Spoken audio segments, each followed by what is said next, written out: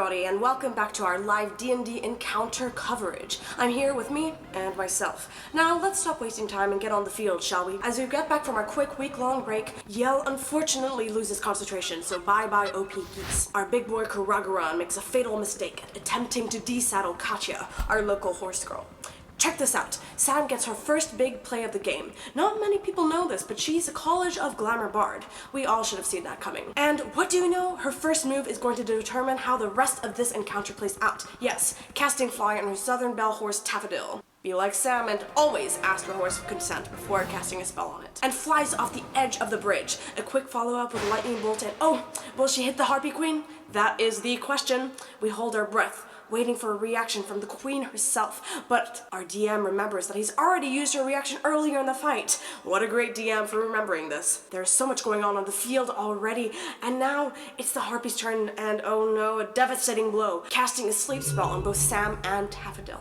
Before Sam goes down, she hits them with that lightning bolt, killing them instantly. And do you see this? As she falls unconscious, not only does she look gorgeous falling down to her death, but Penny comes in clutch with Featherfall, yes indeed. Not long after, our local dwarven cleric, Ostentatious, dispels the sleep spell off of Sam with an unconventional move, throwing a ring at her compatriot's face. Amazing teamwork on the playing field, quite refreshing to see after the team having been in an episode-long argument. Ostentatious gets her horse up and running again, not without healing her. $20 says she will love this horse by the end of the night. Place your bets today, folks. We're at the top of the order, and oh, Penny. She gets unlucky with her rolls again and doesn't hit anyone this time, but don't worry. I see some new additions on the field, yes. The geese are back, ladies and gentlemen. They are back, courtesy of Yell, and they fuck up Karagaran once again with 64 points of damage. Yell rides up alongside Penny further into the bridge, and we spot a memorial statue to Asha Hammerheart. Zelda's turn is next and wakes up two more of the unconscious horses, and we are ready to go. She almost slips on an icier part of the bridge, letting her teammates know that it is dangerous up ahead. So far, we haven't seen her land any hits this season against any enemies, but the time will come. And breaking report, yes, something we all expected to happen. A Harpy has plucked tiny Penny off her pony, and oh, they are flying away. How is she gonna get out of this one? We don't have a budget to get a replay of that, but trust me, it was embarrassing. And the Harpy Queen teleports to the mouth of the temple. Not maybe the best move there with these long-distance casters and archer, but only time will tell. Perhaps a fatal move, but Katja had previously decided to stay at the back of the fight, with more monstrosities coming up to close in on her.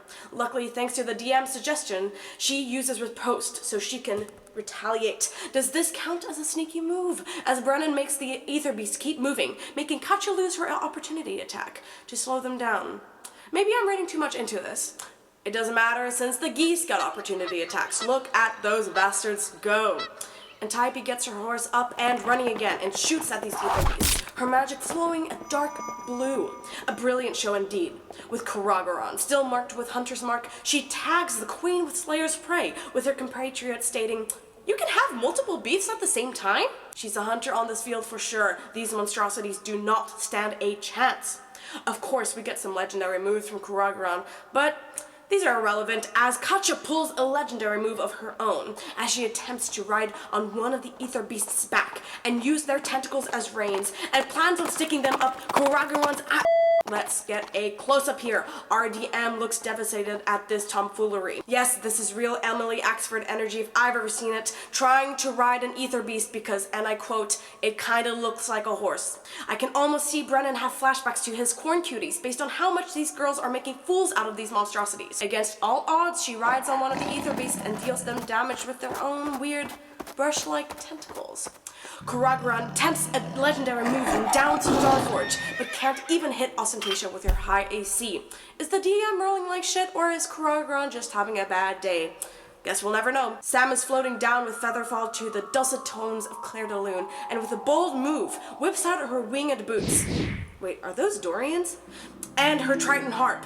Seriously, she and Dorian would get along, and comes in clutch, casting enthrall on the surrounding enemies. And this girl can project her voice, so they ain't coming out of this reverie anytime soon. Her play isn't over yet, as she uses her quicken spell ability to cast suggestion on nearby enemies, like the queen she is. These boys are having a bad day. Now, before we jump to our next player, I can't help but notice that Karagoran's armor is lighting up every time a spell is cast on him. I can't help but assume the worst, and I know he has more in store for us.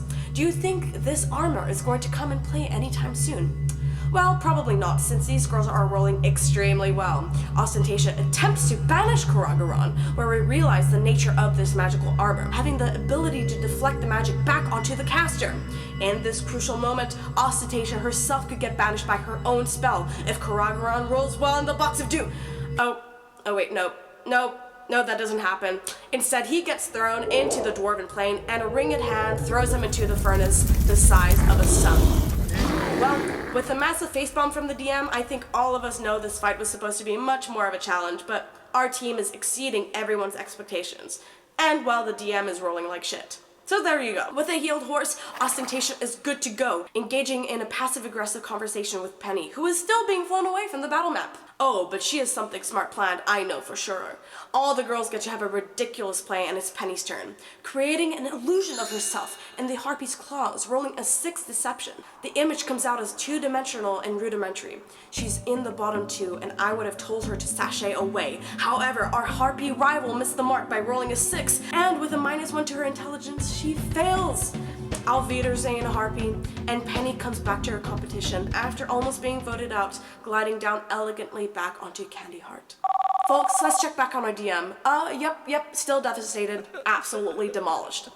These geese are disappearing. I repeat, they are gone, but in their place, a bunch of insects show up and just devour the Harpy Queen?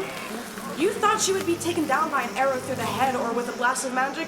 Nope, she gets brutally eaten alive on an exact hit of 23 damage.